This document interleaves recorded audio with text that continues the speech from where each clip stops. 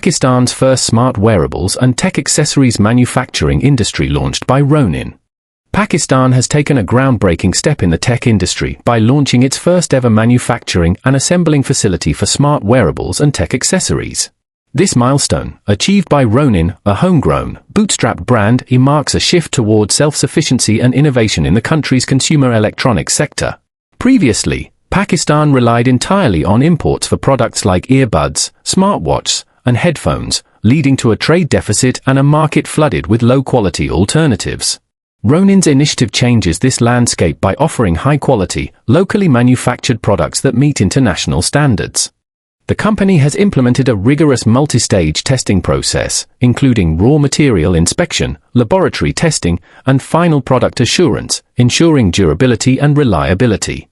With Pakistan's large population and increasing mobile phone usage, the demand for smart accessories is growing rapidly. By producing these items locally, Ronin is not only reducing dependency on imports but also creating job opportunities and contributing to the country's industrial growth.